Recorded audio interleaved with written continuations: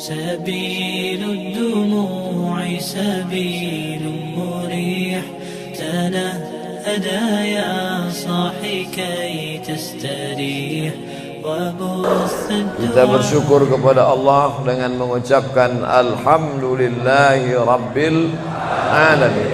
Berselawat kepada Rasulullah dengan mengucapkan Allahumma salli ala Sayyidina Muhammad wa ala ali Sayyidina Muhammad. Allahumma salli wa sallim wa barik alaih.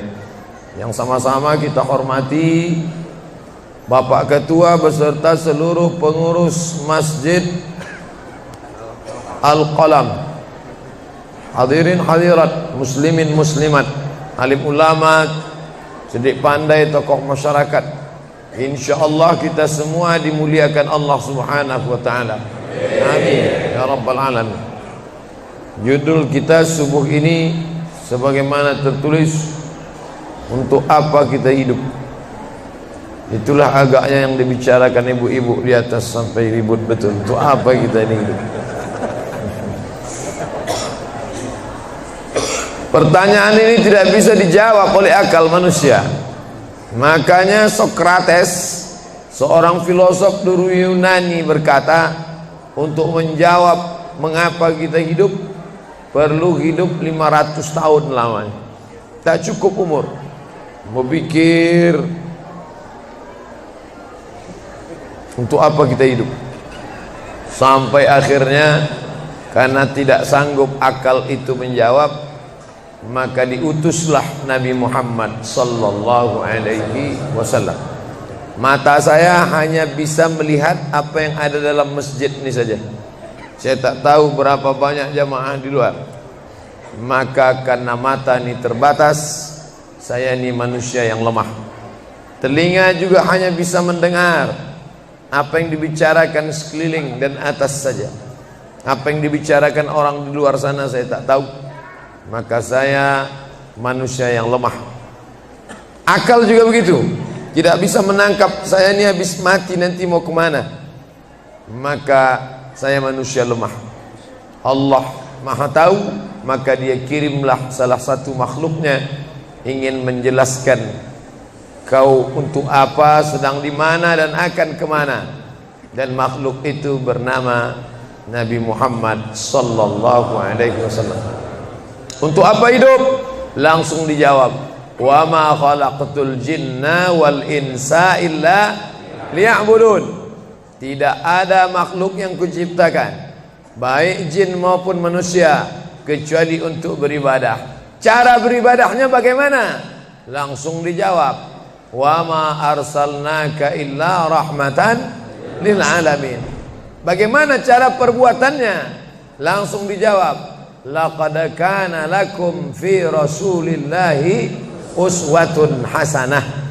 Maka Al-Quran itu menjawab pertanyaan-pertanyaan. Yas'alunaka 'anil mahid, mereka bertanya kepadamu tentang perempuan haid. Qul huwa adza, katakan itu kotor, tidak baik. Yas'alunaka 'anil yatama, mereka bertanya kepadamu tentang anak yatim. Yas'alunaka 'anil khamri wal maisir, mereka bertanya kepadamu tentang khamar dan judi. Yas'alunaka madza yunfiqun, mereka bertanya kepadamu apa yang mesti mereka sedekahkan. Yas'alunaka 'anil ruh, mereka bertanya kepadamu tentang ruh. Qulir ruhu min amri rabbi, katakan ruh urusan Allah Subhanahu wa ta'ala. Wa ma utitum minal ilmi illa qalila, tidaklah kamu diberi pengetahuan tentang itu melainkan hanya sedikit saja. Jadi Al-Quran menjawab berbagai pertanyaan yang tak dapat dijawab oleh survei, tak dapat dijawab oleh lembaga penelitian riset. Dia menjawab apa yang tak bisa dijawab akal manusia. Pepatah Melayu berkata, kalau galah panjang sejengkal, jangan laut hendak diduga. Galah artinya bambu.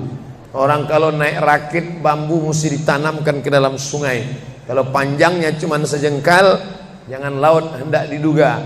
Itulah orang yang terlalu memaksakan akalnya, akhirnya ngomong sendiri dan senyum sendiri. Akhir puncak daripada akal adalah ngomong sendiri, senyum sendiri, angkot lewat pun dia senyum. Nauzubillah.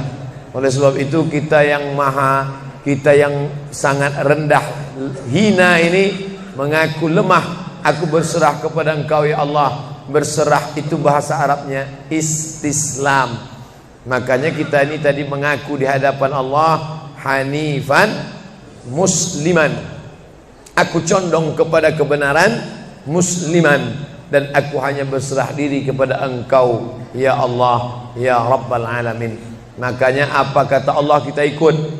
Padahal ini akhir pekan, weekend, maunya santai, tapi kita ikut apa kata Allah Subhanahu wa taala. Bangun subuh ikut. Padahal ini mestinya santai di rumah, tidur-tiduran, membalaskan sakit hati hari Senin, hari Selasa, hari Rabu, hari Kamis, hari Jumat. Ini hari Sabtu, tapi justru hari Sabtu bersusah payah, berdingin-dingin di luar. Bahkan kabarnya jam 3 sudah ada yang datang ke masjid ini. Bahkan ada yang mabit di samping danau. Bayangkan itu. Orang mabit di Musdalifah, yang mabit di samping danau. Oleh sebab itu maka ini apa yang membuat makhluk ini bisa begini? Itu semua adalah orang-orang yang mengerti untuk apa kita hidup. Karena hidup adalah untuk beribadah. Bangun tadi dari tidur langsung beribadah. Buka mata, ibadah pertama adalah zikir. Alhamdulillahillazi ahyana ba'dama amatana wa ilaihin nusyur. Masuk kamar mandi, tempat najis, kotor, bau, kotoran, tempat setan, tapi tetap menjadi ibadah. Dalam WC-nya pun ibadah. Dia masuk lagi ke kiri, dia katakan Allahumma inni a'udzubika minal khubusi wal khaba'is. Keluar dari kamar mandi itu ibadah juga.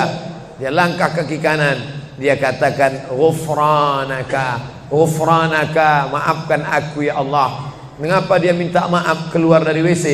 Karena selama di WC dia tidak menyebut Allah. Lidah yang diciptakan untuk beribadah, selama di dalam tidak beribadah, maka ibadah di dalam WC hanya hatinya saja berzikir. Tak boleh menyambut seruan azan. Terdengar suara azan masuk ke WC, Allahu Akbar, Allahu Akbar, Allahu Akbar. Oh, tak boleh. Tak boleh mengucapkan salam. Assalamualaikum, Nabi diam. Assalamualaikum, Nabi diam. 3 kali diucap, Nabi diam. Selesai keluar dari toilet, WC, barulah Nabi menjawab Waalaikumsalam warahmatullah. Karena tidak boleh menyebut nama Allah, maka minta ampun keluar dari WC. Karena lidah yang semestinya dipakai untuk menyebutmu ya Allah, berzikir mengingatmu ya Allah, tadi tak kupakai selama beberapa menit di dalam. Maka dia katakan ghufranaka. Lalu kemudian melihat wajah di cermin, mana tahu ada kotoran di mata. Jangan sampai kita berjumpa sama orang di masjid, orang senyum, kita senyum, yang disenyumkan orang kita. Maka lihat dulu baik-baik. Maka ketika melihat wajah, dia pun menjadi ibadah. Allahumma kama hassanta khalqi fahassin khuluqi. Sebagaimana kalau kau sudah perbaiki bentuk ciptaanku ini menjadi sempurna, maka perbaikilah akhlakku ya Allah. Lalu setelah itu berangkat dari rumah menuju masjid, beribadah juga.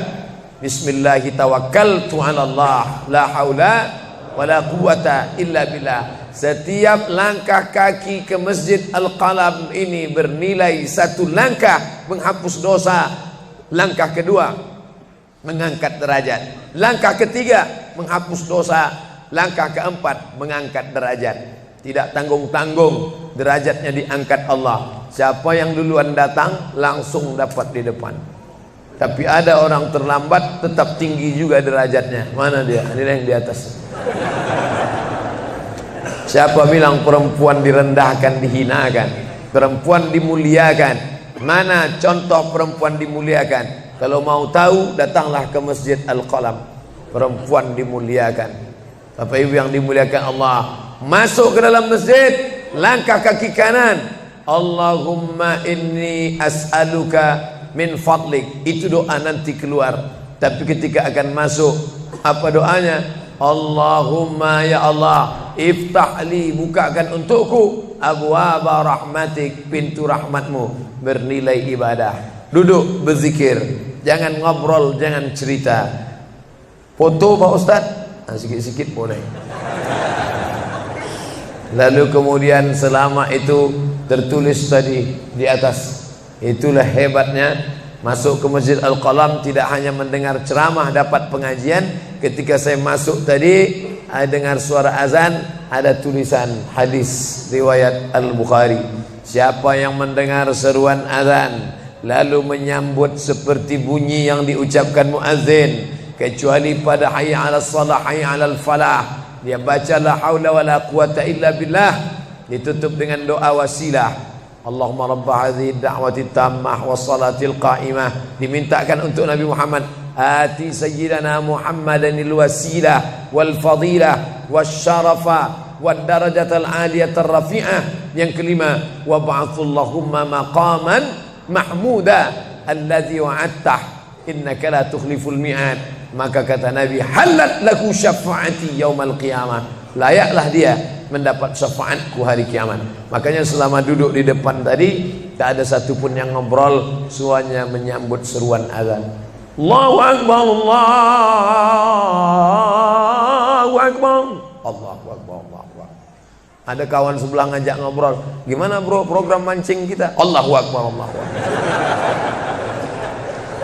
Nah, cerita tak tentu arah. Ini kita sedang beribadah kepada Allah Subhanahu wa ta'ala. Lalu kemudian selesai azan, salat sunat yang balasan pahalanya khairum minad dunya wa ma fiha, lebih baik daripada dunia dan seisinya. Apa itu?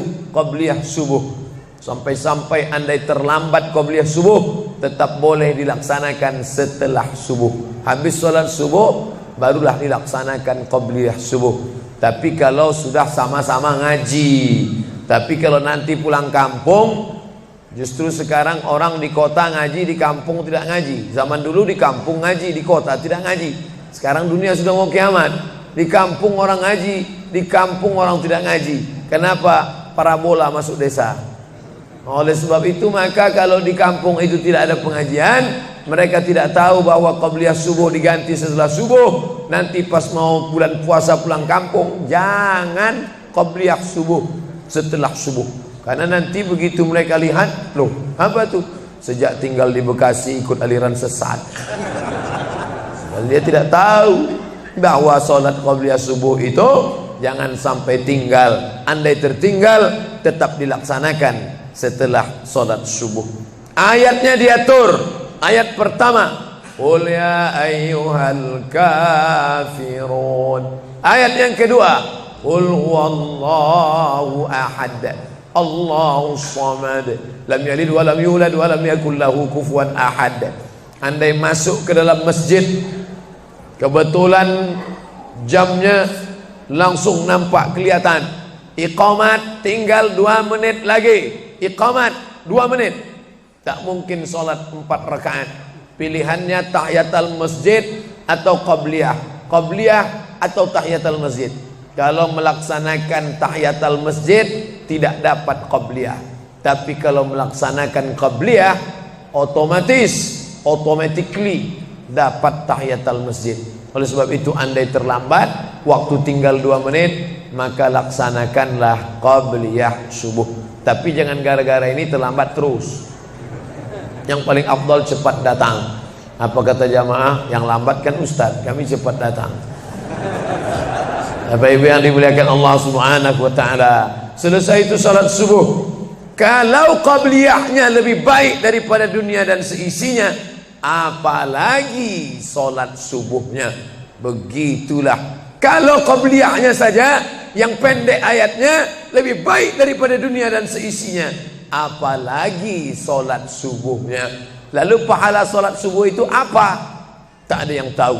Makanya kata Nabi, lau ya'lamuna ma fil atamati was subhi, andai mereka tahu pahala salat subuh berjamaah, la atauhuma habwan, mereka akan datang ke Masjid Al-Qalam walaupun merangkak, habwan, lumpuh, sakit kakinya, dia akan datang.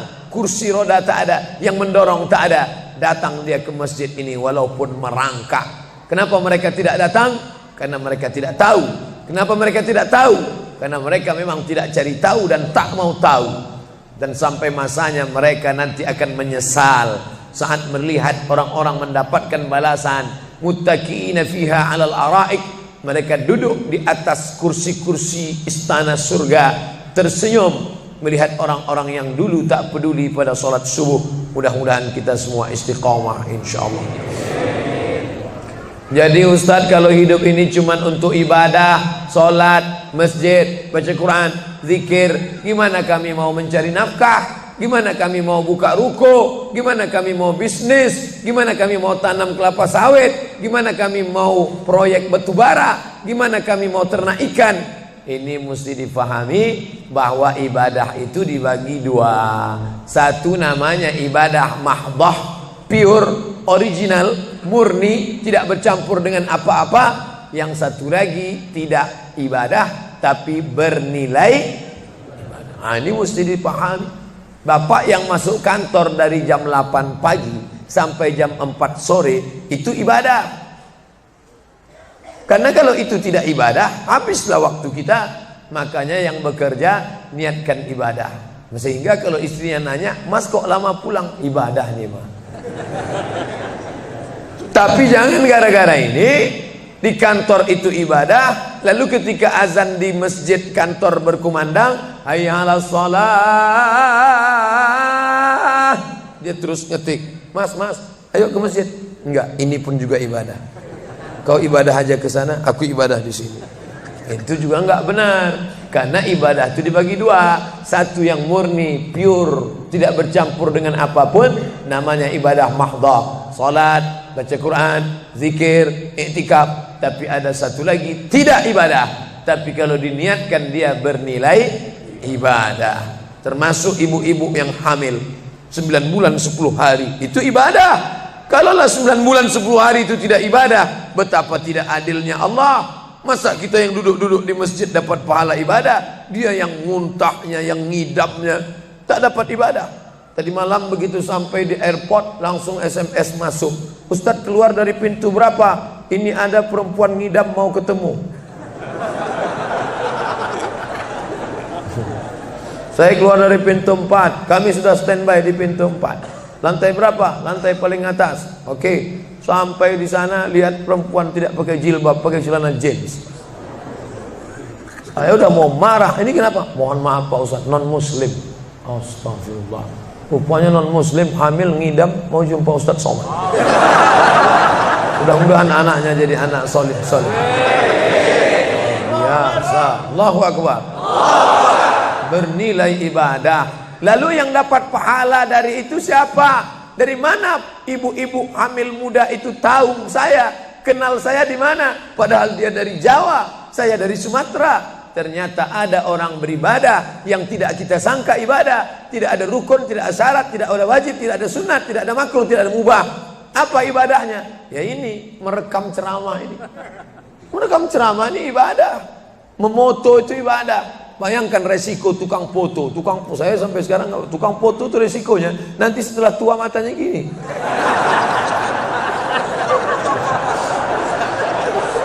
Tapi kalau mereka niatkan ikhlas untuk ibadah, maka insya Allah sehat walafiat. Ini sampai sekarang yang banyak moto-moto ustaz itu mana ada matanya tetap aja sehat. Kenapa? Karena diniatkannya untuk ibadah. Hidup ini kalau berniat ibadah tidak ada capeknya, tidak ada lelahnya. Kenapa? Karena mengharapkan balasan dari Allah. Ilahi anta maksudi wa ridhaka matlubi. Yang kumaksud hanya Engkau ya Allah, dan ridhamu lah yang kucari. Suatu ketika saya sampai di sebuah kabupaten kota, saya tanya ke Pak Bupati, "Pak, ya, kenapa Bapak buat pengajian untuk PNS hari Kamis pagi? Pagi Kamis buat pengajian tabligh akbar. Apa manfaatnya menurut Bapak sebagai pimpinan daerah?" Ternyata Ustadz Somad, kami sudah coba formula macam-macam untuk PNS ini. Pertama kami undang motivator dari Jakarta. Akhirnya di gedung hotel dengan biaya mahal. Lalu kemudian dengan infokus, suara menggelegar. Semangat, semangat, semangat. keluar dari situ lesu. Motivatornya pulang, pegawai letoy. Akhirnya kami buat undang tentara dengan bapak polisi, baris berbaris, siap, siap. Pak polisi pulang, nggak siap lagi. Ternyata yang disentuh paling mantap bukan fisiknya, bukan matanya, bukan pakai infokus, bukan pakai suara menggelegar, tapi yang disentuh adalah hati. Dan satu yang bisa menyentuh hati itu adalah agama. Itulah makanya ibu bapak coba nanti kalau mau buat praktek, buat satu kotak, buat satu lagi kotak, ada 2 kotak. Kotak ini buat voucher namanya sumbangan. Kotak ini buat juga voucher tulisannya sodakoh. Lihat mana yang paling banyak diambil umat Islam, sumbangan apa sodakoh? Sodakoh, padahal nilainya sama. Sumbangan 100.000, sodakoh 100.000. Bapak ibu silakan ambil untuk anak yatim fakir miskin kita. Pasti voucher yang paling banyak diambil adalah sodakoh. Kenapa? Karena mereka menganggap sumbangan tak ada pahalanya, karena bukan bahasa Arab. Apa dia? Sumbangan. Enggak ada dalam Quran. Ya ayyuhalladzina amanu, sumbangan. Yang ada adalah sodakoh. Innamas sadaqatu lil fuqara wal masakin wal amilina 'alaiha wal muallafati qulubuhum wa fir riqab wal gharimin wa fi sabilillah wa ibnis sabil. Itulah mengapa yang disentuh itu bukan nalar otaknya, tapi yang disentuh itu adalah hatinya. Ala fil jasadi mudghah, ketahuilah dalam jasad itu ada segumpal. Idza salahat salahal jasadu kulluh, kalau yang segumpal itu baik, maka yang lain ikut menjadi baik. Wa idza fasadat fasadal jasadu kulluh, kalau yang segumpal itu rusak, jahat, kotor, hitam, gelap, maka yang lain ikut menjadi rusak. Ala wahyal qalb, hati. Jagalah hati. Itu yang selalu dipesankan Ustadz kita Agim, jagalah hati. Jangan kau terserah. Bapak Ibu yang dimuliakan Allah, salah satu yang merusak manusia sekuler, membagi 2. Di masjid ibadah, di kantor tidak ibadah, fatal. Di masjid dianggap ibadah. Jangan heran kalau ada orang di masjid khusyuk, takut nengok ke atas, melihat hanya tempat sujud saja. Allahu Akbar, tidak mau lihat ke atas. Kenapa? Dia khusyuk. Tapi di kantor dia lebih setan daripada setan. Kenapa? Berasal dari pemahaman yang salah, karena dia sudah bagi 2. Di masjid ibadah, di kantor tidak ibadah. Bahkan yang lebih fatal, yang kotor-kotor di kantor bisa dibersihkan di masjid. Kotor. Akhirnya untuk membersihkannya pergi dia ke masjid. Laundry yang paling besar Masjidil Haram. Sampai di sana nangis di pintu Ka'bah. Ya Allah, dah selesai bersih. Enak aja. Bukan begitu ajaran Islam. Labbaik Allahumma labbaik, labbaik Allahumma labbaik. Apa kata malaikat? La labbaik wala sa'daik. Kau tidak dapat panggilan, kau tak dapat kebahagiaan, kau tak dapat haji mabrur, kau tak dapat surga. Zaduka haram, karena kau berangkat dengan uang haram. Oleh sebab itu pemahaman Islam mesti utuh. Semua adalah ibadah. Kalaulah gerak tidak ibadah, betapa menyakitkannya bapak-bapak polisi di jalan raya kena panas terik, padahal dia tidak ada penutup kepala di atas, berkeringat berpeluh. Mereka tetap merasakan itu sebagai ibadah. Tentara yang membela negara, angkatan laut di perbatasan sana, datang kapal-kapal perompak dari Thailand ingin mengambil ikan kita, tenggelamkan. Itu kalau tidak nilai ibadah, dia takut. Jangan-jangan sebelum kita tenggelamkan, kita duluan ditembaknya tenggelam. Maka itu mesti ada nilai ibadah di dalamnya. Itulah yang membangkitkan semangat jihad. Jamaah bertanya, Ustadz kemarin dari Jambi, terus kemudian terbang ke Miri, besok baru pulang ke Pekanbaru. Apa Ustadz? Saya lihat Ustadz dari tadi mengantuk saja. Iyalah, sampai tadi malam ke hotel jam 12, baru tidur jam 1 karena ada yang mau ditulis, jam 3.30 sudah bangun ceramah. Tapi begitu berjumpa dengan jamaah orang ramai, bangkit semangat. Habis ceramah ini tanya jawab, semangat lagi. Habis itu baru lesu. Dan tidurnya itu pun ibadah. Bayangkan tidurnya itu ibadah. Itulah mengapa banyak orang pengajian sambil oh, ustadz menyindir ya? Tidak. Saya termasuk ustadz yang tidak pandai menyindir. Saya termasuk ustadz kalau dipesan request untuk menyindir, saya tidak pandai. Kenapa? Karena saya pernah menyindir orang. Ustadz, tolong ustadz sindirkan. Ini ada jamaah yang sudah sedekah tapi mengambil uangnya kembali. Siapa yang bersedekah mengambil uangnya kembali, kal kalbil ladzi ya'udu ila qaihi, sama seperti anjing yang menjilat muntahnya kembali. Selesai pengajian, mohon maaf Pak Ustaz, yang disindir nggak datang.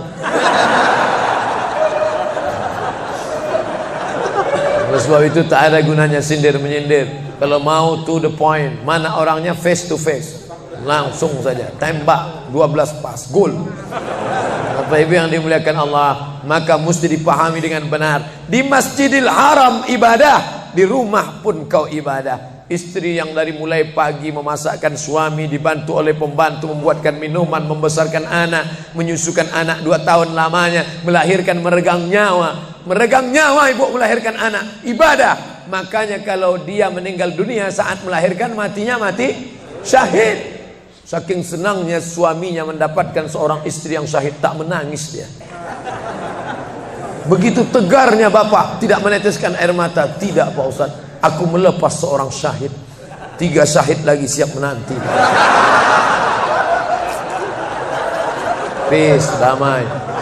Biasanya ibu-ibu kalau bawa cerita ini, kalau gini pulang aja lah kita kan. Nah, bercanda, serius sekali. Nah, tapi yang saya katakan tadi itu semuanya ibadah badan. Melangkah dari rumah, ibadah badan. Membukakan mata, ibadah badan. Mendengar ceramah, ibadah badan. Membaca Quran, ibadah badan. Berzikir, likulli sulama minkum sadaqah. Setiap tulang-tulang sendi ada sedekahnya. Subhanallah, subhanallah, subhanallah, subhanallah, subhanallah, subhanallah. Itu ibadah badan. Tapi ada bukan ibadah badan. Apa dia? Itulah yang 7 macam. Zakat, wakaf, infak, sedekah, wasiat, hibah, ghanimah. Nah, itu ibadah harta. Mana yang lebih banyak? Ibadah harta apa ibadah badan? Ibadah badan. Kalau ibadah harta tak banyak. Zakat, wakaf, infak, sedekah, wasiat, hibah, ghanimah, rampasan perang. Tapi kalau ibadah badan, setiap gerak adalah ibadah. Makanya kita mesti bergerak. Likulli harakah barakah. Setiap ada gerak pasti ada berkah. Makanya tak boleh tidak bergerak. Air sumur kalau tidak ditimba, air itu akan busuk, butek, warnanya pun tidak ada seperti minyak di atas. Mata air mesti terus berganti. Darah harus tetap mengalir, jantung harus tetap berdetak. Makanya jangan pernah kosong dari aktivitas. Fa idza farata fansab. Selesai dari satu ibadah, pindah ibadah lain. Selesai ibadah tegak, pindah ibadah ruku. Habis ibadah ruku, pindah ibadah tegak. Habis ibadah tegak, pindah ibadah sujud. Habis ibadah sujud, pindah antara 2 sujud. Selesai sudah salat, lalu kemudian puasa. Selesai puasa, lalu kemudian berzakat. Selesai zakat, lalu kemudian mengitari Ka'bah. Subhanallah walhamdulillah wa la ilaha illallah wallahu akbar. Selesai itu melontar jumrah. Selesai itu menggunting rambut. Selesai itu berzikir. Tidak pernah kosong. Sampai kapan? Sampai malaikat maut mencabut nyawa dan ucapan terakhir yang keluar dari mulut adalah la ilaha illallah. Itulah jawaban tentang pertanyaan untuk apa kita hidup di dunia. Nanti kalau ada anak, ibu, bapak, tetangga, kawan, sahabat, handai tolan bertanya, untuk apa kita ini hidup? Tak usah jawab, putarkan aja videonya. Itulah enaknya zaman sekarang. Kalau dulu mesti diingat. Saya dulu pulang sholat Jumat, mak saya manggil, sini, ya mak, ceritakan apa isi khutbah khotib tadi di masjid. Gini. Itulah awal saya ceramah. Jadi saya paham mengapa saya menjadi ceramah sekarang dan saya tidak pernah merasa menceramahi Bapak Ibu, saya tidak pernah merasa mengguru-gurui, saya hanya seperti seorang anak sedang bercerita pada ibunya saja. Tadi mak kata khotib itu begini. Anak sekarang enggak. Apa kata khotib tadi? Ini MP3-nya mak.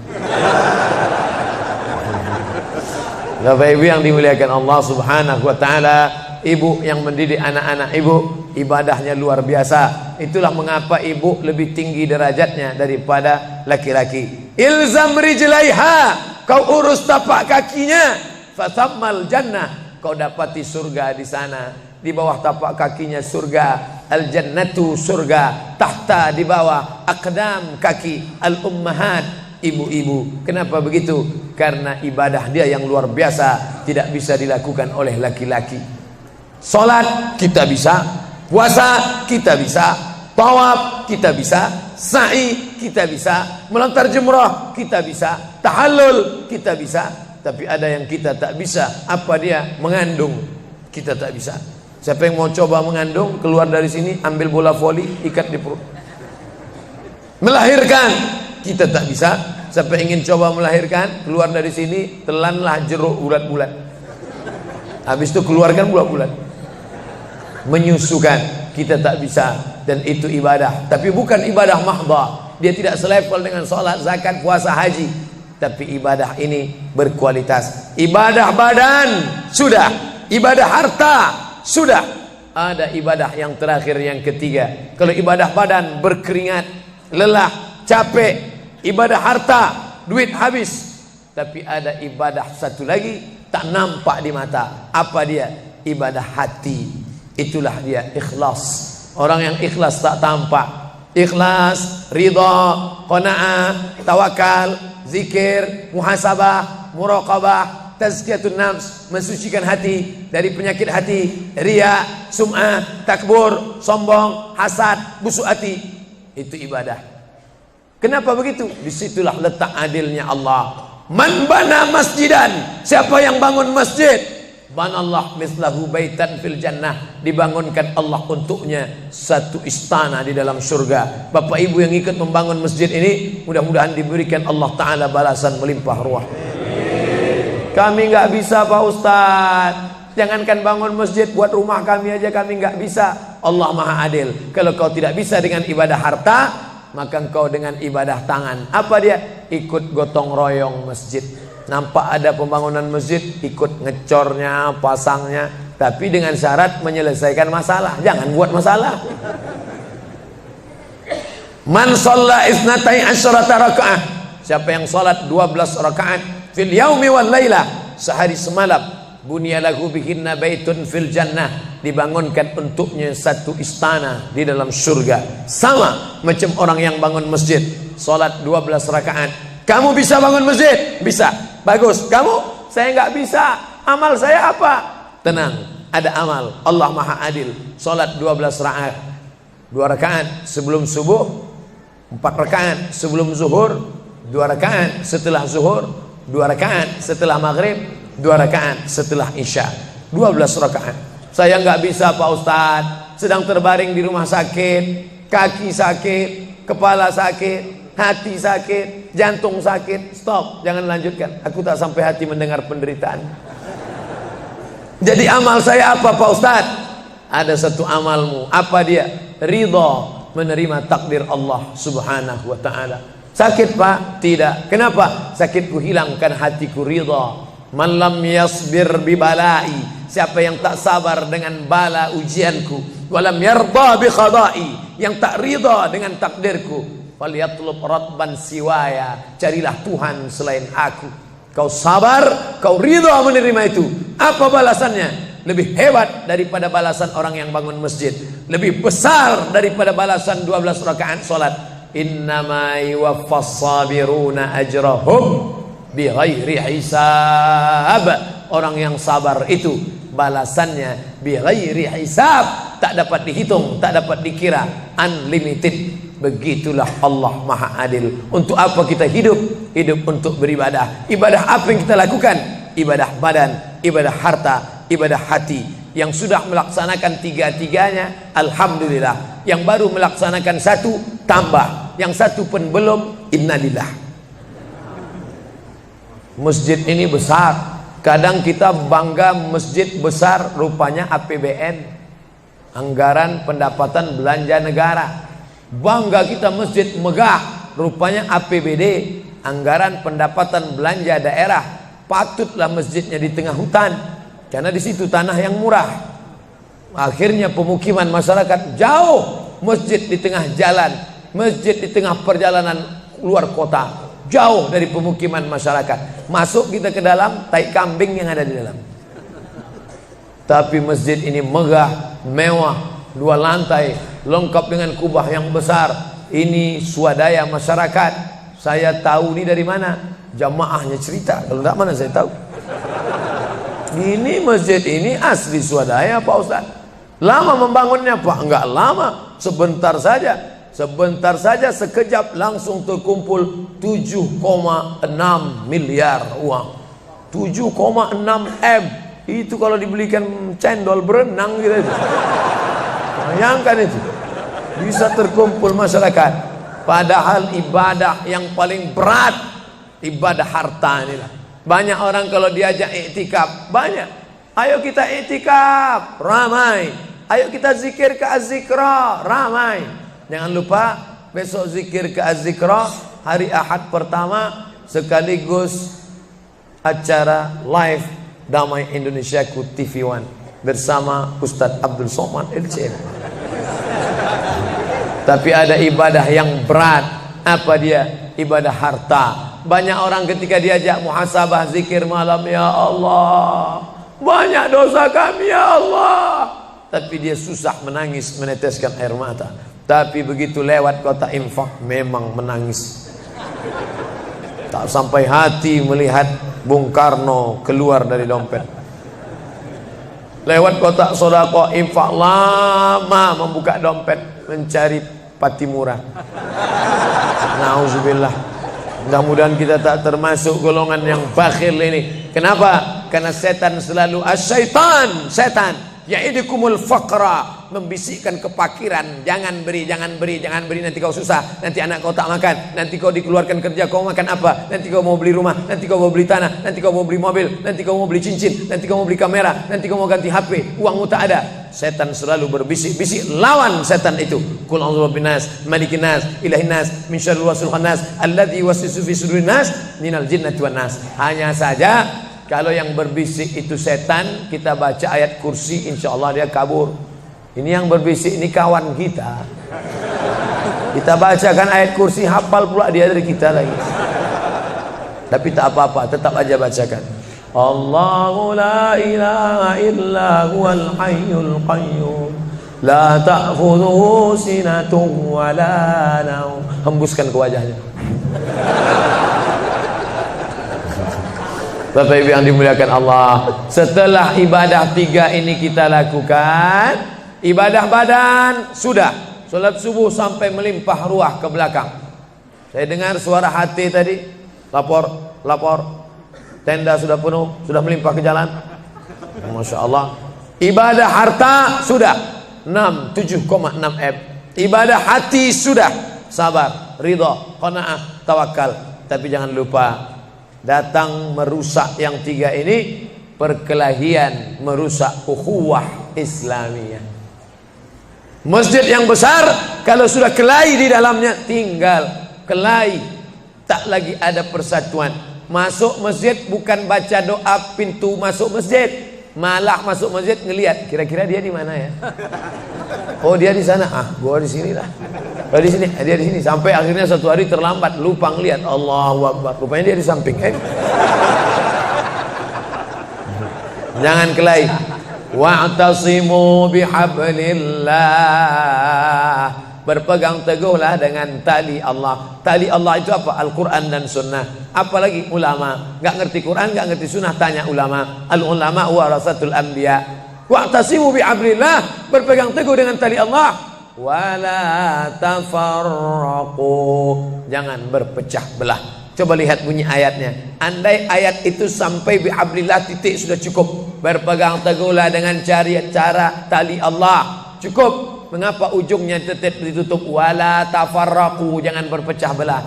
Karena banyak orang yang sudah baca Quran, sudah sholat, sudah puasa sunat, tapi hatinya pecah bercabang. Galah patah boleh disambung, kaca retak boleh direkat, hati rusak kemana obat akan dicari. Oleh sebab itu kalau ada fitnah-fitnah, tabayun, klarifikasi. Jangan suuzan. Ijtanibu katsiran minaz-zan. Kepengurusan masyarakat, jamaah, sayang kebersamaan rusak. Gara-gara apa? Gara-gara nila setitik rusak susu sebelanga. Gara-gara api di dalam sekam, ada kulit padi bertimbun, di dalamnya itu ada setitik api, tiba-tiba api menyala, akhirnya semua menjadi abu, dan abu dihembus angin, tak berkesan sama sekali. Hilang 3 ibadah. Ibadah badan hilang, ibadah harta hilang, ibadah hati hilang. Gara-gara apa? Berkelahi. Ingat, setan tak pernah berhenti. Inna syaitan, setan ya isa'an ya'budahul musallun. Setan kalau sudah melihat orang sholat, dia tidak lagi goda mereka untuk menyembah, sembahlah aku, sembahlah aku, sembahlah aku, sembahlah aku. Tidak. Tapi apa yang dia lakukan? Walakin fit tahrish, menanamkan permusuhan ke dalam hati orang yang sholat. Maka jaga ini, jangan kita bertengkar gara-gara masalah khilafiyah. Saya kalau jadi imam di masjid dekat rumah saya jadi imam, saya baca kunut. Dan imam-imam dekat rumah saya itu saya pesan harus baca kunut, karena saya berpegang mazhab Syafi'i. Tapi ketika sholat di Masjid Al-Qalam, saya tidak tahu jamaah di sini pakai kunut apa tidak. Saya tidak ingin merusak kebiasaan mereka. Mana tahu mereka ikut mazhab Hambali, mana tahu mereka Muhammadiyah, saya tidak tahu. Maka ketika diminta jadi imam, Ustaz jadi imam, batuk. Saya tak mau merusak, biarlah imam tetap saja. Rupanya imam di Masjid Al-Qalam tidak baca kunut, ya saya tetap ikut sholat. Apakah perlu saya ulang sholat saya? Tidak. Sholat saya sah, karena apapun ormasmu, apapun mazhabmu, mau NU, mau Muhammadiyah, mau Perti, mau Persis, mau Al-Irsyad, mau Jamaah Tabligh, mau FPI, mau mazhab Hanafi, mazhab Maliki, mazhab Syafi'i, mazhab Hambali, semuanya sepakat sholat subuh itu wajib. Jadi yang wajib aja kita laksanakan. Adapun perbedaan teknisnya, yang satu pakai usolli, yang satu nggak pakai usolli, yang satu ngangkat tangannya ke telinga, yang satu ngangkat tangannya ke bahu, yang satu bismillahnya jahar, yang satu bismillahnya sir, yang satu ayatnya panjang, yang satu ayatnya pendek, yang satu pas mau turun sujud tangan duluan, yang satu lutut duluan, yang satu duduknya tapak kakinya duduk di tapak kaki kiri, yang satu duduknya langsung pantatnya ke lantai, yang satu telunjuknya ngangkat sekali, yang satu berkali-kali. Itu masalah teknis simple sederhana. Ada masalah yang lebih besar. Apa masalah kita yang lebih besar? Membeli tanah baru untuk buat sekolah Islam, membeli tanah baru, ruko baru untuk buat apa? 212 mat. Kita mat, orang Islam belanja di warung Islam. Alangkah indahnya, selesai acara sholat subuh bersama, pengajian bersama, selesai itu belanja beras minyak goreng bersama. Serbu, sehingga bangkitlah ekonomi umat. Berapa pegawai bisa ditampung bekerja, langsung membeli beras ke tempat-tempat tanaman masyarakat, sehingga mereka tidak menjadi korban rentenir. Musim menanam diulur, kasih pinjaman pupuk, pinjaman tanah. Masa musim panen ditarik, mereka menjadi korban rentenir lintah darat. Disedot darah mereka sampai kering dan mati. Kita selamatkan dengan apa? Dengan market. Masjid punya market. Saya beberapa kali meresmikan market punya masjid di Masjid Raya Batam, Masjid Agung Batam. Itu di bawahnya ada super mini market untuk menjamaah. Kemarin pulang dari Pulau Bintan, itu juga meresmikan. Di Dumai begitu juga. Ini 212 Mart, terserah namanya apa. Ada 212 Mart, ada namanya Kitamart, atau bisa juga buat Somart. Nah, bisa juga.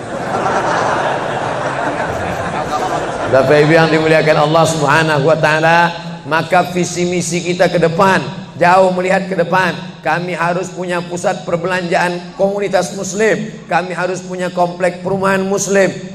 Nah, ini semua yang akan menyelamatkan kita.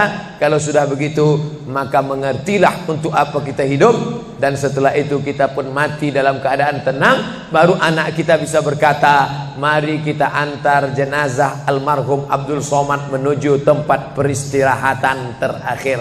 Karena memang benar-benar istirahat. Tapi berapa banyak orang tidak istirahat? Karena amal badan tak ada, amal harta tak ada, amal hati tak ada, tak pernah memikirkan masjid, tak pernah memikirkan umat, tak pernah memikirkan belanja umat, tak pernah memikirkan pendidikan anak-anak umat. Akhirnya mati yang layak untuk dia. Mari kita antar dia menuju azab pertama, akan menyusul azab-azab berikutnya. Nauzubillah. Itulah yang dapat saya sampaikan subuh ini, lebih kurang 50 menit. Mudah-mudahan ada manfaatnya. تنحى يا حزن واهجر فؤادا توكل بجد بعزم فصيح فإني علمت بأنك نجوى ولبس خبيث مضيء